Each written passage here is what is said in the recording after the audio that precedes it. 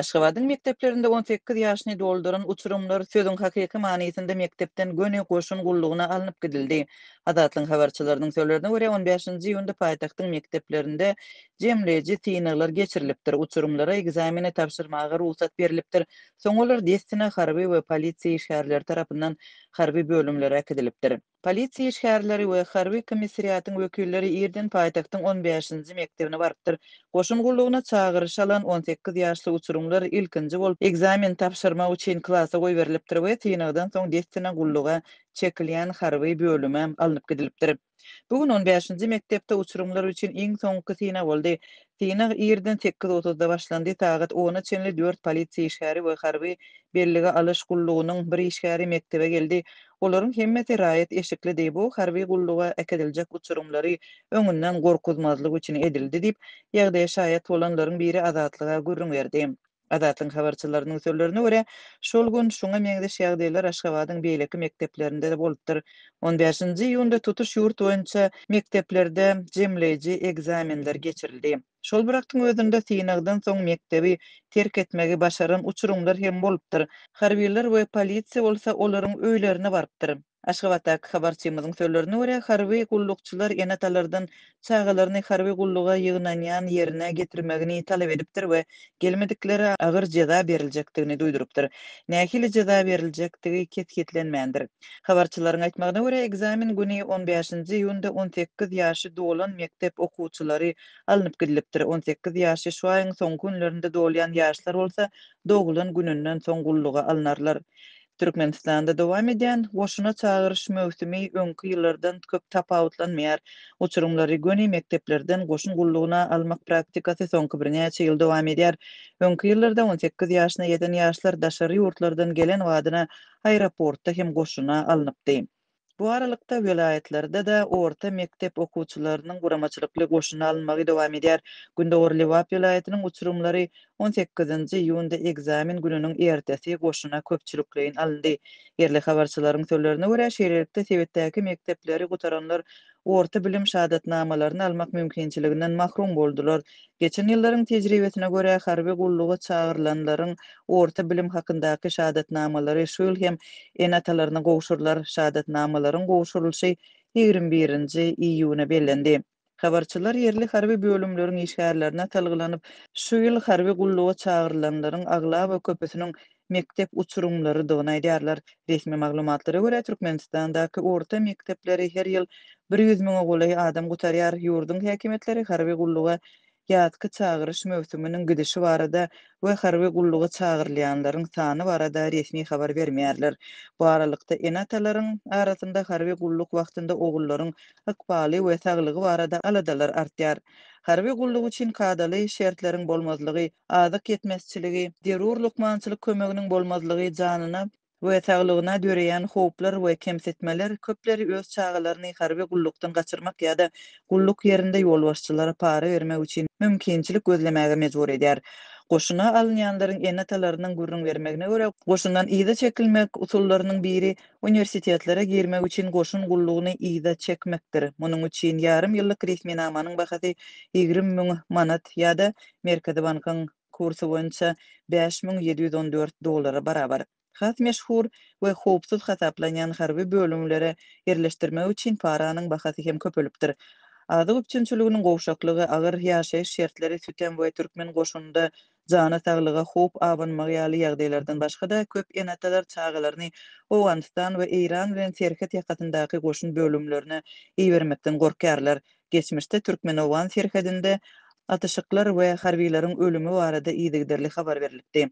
Adatlyň habarçylarynyň sözlerine görä, köp enatalar çagalaryny kenarýaka sebetinde ýa-da paýtaxt Aşgabatda ýerleşen harby bölümleri iýermegi makul bilýärler we has howpsuz diýilip hasaplanýan harby bölümleri iýermek üçin elinde bar mümkinçilikleri ulanýarlar.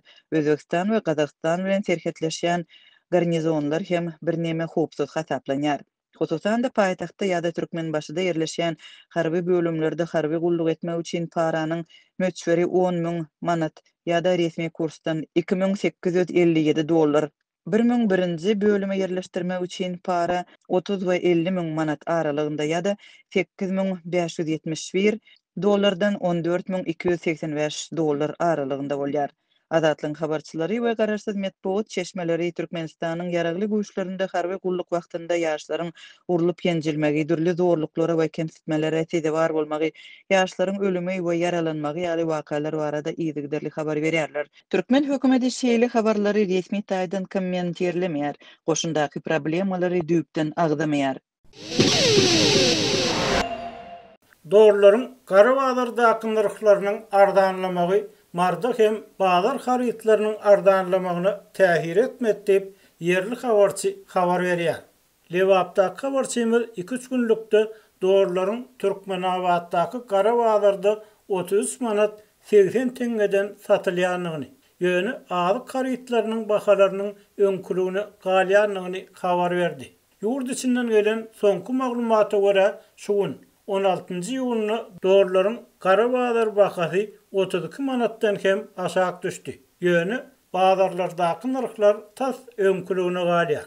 Türkmenistanyň kronikasynyň maglumatyna görä 13-nji ýylyny Aşgabatyň Qarabağlaryna doğrular 33,5 manatdan satyn alyndy we 34,5 manatdan satyldy. İýun aýynyň başlaryna doğrular Lewagyň Qarabağlaryna 35 manat 60 tenge, 36 manat 60 tenge aralygynda satyn alyndy. Daşary ýurtlardan getirilýän haritlar öňküsi ýaly gymmat. Ýagny doğruların gymmatlaryň wagtyna çykan derejesinde galýar diýip mardak habarçy edýär. Ýönül Türkmenistanyny öndürilýän gög önümleriň bahalarynyň doğruların ardanlamagy bilen az hem bolsa ardanlaýanlygyny sözüne goşdy. Mysal üçin pomidorun, kartoşkanyň 1 kilogramy 6 manat, soğanın, bulgar ursunyň, käşiriň 1 kilogramy 5 manat bahalanýar. Gary paýta ýagynyň 1,5 litri 40 manatdan satylýar diýip habarçy etdi. Emma muňa garamazdan yerli önümleriň ardanlamagy olaryň geçkinliligini artdyrmaýar. Adamlar alaşlary bolsa Türkmenistanyň öndürilýän ady önümlerini almajak bolýarlar ýa-da ýaýdanyp agdalýarlar. Türkmenistanyň öndürilýän gög önümleri soğuducuda hem 3 günden artık saklap bolmaýar. Olar derrew çüýräp porsap başlaýar diýip ýaşaýjylar azatlyk bilen öz tejribelerini paýlaşdylar. Türkmen topragyny öndürilen käsir öýe getireninden soň 2-nji gün eräp başlaýar. Kartoşka, pomidor, hyýar ýaly önümler hem çalt gaýlanýar diýip biri-birinden habarsyz aljylar azatlygyň habarçysyna etdi. Häzir kärinne ýerlerini ekilen buğdaýlar orulýar. Ýolbaşçylar ýylym buğdaýyň bol hasylynyň ýetişdirilendigini, gally hasylyny ýetkisiz ýygyna almak üçin ähli zeruri işleriň edilýändigini aýdýarlar. Ýöne un narxlary ýokary bolmagyna galýar diýip gelýän maglumatlarda aýdylýar. Häzir marada iň pes sortly yerli unyň 1 kilogramy 10 manatdan satylýar. Ýokary sortly unyň 1 kilogramy 20 manat. Etin 1 kilogramy 70 manatdan satylýar diýip habarçy etdi. Lewapda habarçy 2-3 günden bu sebäpde etin 1 kilogramynyň 65 manatdan, 5 litr ösümlik ýagynyň 250 manatdan satylýanlygyny habar berdi. Marada daşary ýurt haritlaryny satýan satyjylar öz narxlaryny doğruların 37 manatdan satılan wagtyndaky narhy esasyny kesgitleýärler. Olar muny doğruların Qarabağlar narxlarynyň durnuksuz bolmagy bilen düşündirýärler. Doğrular belli bir narxda durmaýar. Onuň bahasy bir günde hem bir näçe sagat içinde hem ýitgäp bilýär. Şu sebäpden biz ziýana galmalyk üçin özümizçe strahowka, ähtiýaçlyk çäresini görmeli bolýar diýip satyjylaryň biri öz ýagdaýyny düşündirdi. Başda hem belli işimiz ýaly şu gün 16-njy ýylyny doğruların Qarabağlar bakasynyň 32 manatdan hem aşağı kaçanlygy aýdylýar. Emma onuň bakasynyň ertir nähili boljakdygy belli däl. Olar habar berilýär 3-nji aprelde 1 dollaryň bahasy Türkmenistanyň Qarabağlarlaryna 40 manada ýetdi. Emma häkimetler Amerikan dollarynyň resmi alış çalış bahasyny 2015-nji ýylyň ýanwaryndan bäri 3,5 manatlygyny saklaýar we her ýylyň başynda aýlyklary we pensiýa pullaryny 10% köpeldip ýylatyň bolelygyny durmuşdy. Bagtyarlykda ýaşaýanlygyny, şeýle-de ýurtda azyk howpsuzlygynyň üpçün edilendigini tekrarlamagy dowam etdirýär.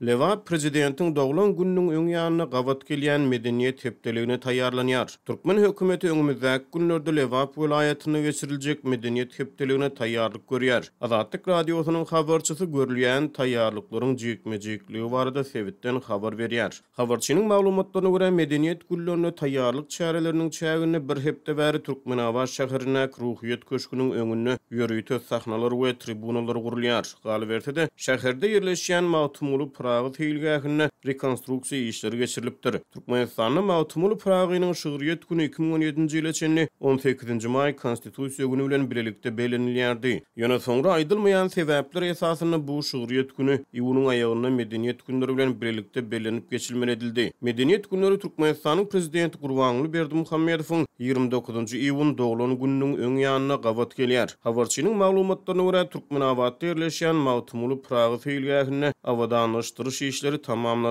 Şeýle medeniýet hepderi üçin welaýata geljek mehmanlary gatnatmagy niýetlenen ýörüýte awtobuslar gödäwçilikden geçirildi. Bu awtobuslar diňe ulut şäherlerde ambarlardan çykarylýar diýip habar çaýdýar. Şeýle medeniýet hepdeliginiň ilkinji günlerinde Türkmenabadda Türkmeniň Agoýunyň açylış dawrasynyň geçirilmegine garaşlýar. Azatlyk radiosy Agoýda gysgaly alınıp barylýan guruluşyk işleri barada ýaňy ýakyna habar berdi. Agoýuň guruluşyk meýdançasyna bir işi 4-nji iwunda huşuny ýitirdi we ol 5-nji iwunda Türkmenabadyň köpügurly hastahanasyna aradan çykdy. Habarçynyň soňky maglumatlaryna görä şu günler Agoýuň depesine beregi çyralaryny oturtmak işleri alınıp barylýar. Şeýle de öýüň töweregi awadanlaşdyrylýar. Döwlet medeniýeti Agoýuň guruluşyny aradan çykan guruluşçy barada habar bermeýär. Agoýuň gawadynaky köçe täze asfalt düşüldi diýip habar çaýdýar. Onuň maglumatlaryna görä şäheriň şaý ýollary şu günler ýörüýte suwlawlary bilen ýuwulýar. Jemaat hojalygynyň işgärleri köçelerdäki suwlary süýse bilen arassalýar. Habarçy medeniýet hepdeliginiň ahyryny asmana salyut atmagyň meýilleşdirilýändigini, munyň bilen baglykda Agoýuň gawadyna ýerleşýän sport toplumyna ýörüýte işleriň alınıp barylýanlygyny habar berýär. Türkmenistanda dowam edýän ýetirksat çökgünüň arasyny hökümet medeniýet işgärlerini ýygy-ýygydan ýurtda gadanlaryny gaýdylýan ösüşleri wasp etdirýär. Munyň şeýledigini döwlet ýetirçiligindäki telewizion kanallarda efire berilýän gepleşiklerde görmek bolýar. 11-nji ýylyna geçirilen hökümet maslahatyny prezident Gurbanguly Berdimuhammedow ýurtda medeniýetiň we sunuwatyň güllä wesýänligini aýtdy. Ol bu sözler bilen her ýyl geçirilýän döredüjilik çäresiniň ähmiýeti ýedigini aýtdy. Türkmenistanda geçirilýän köpçülik çärelerdiňe döwlet siýasatyny wagt etmäge we onu wasp etmäge önükdirilýär. Siýasatyň waspyny ýetirmekde çağalar, büdjet işgärleri, medeniýet işgärleri,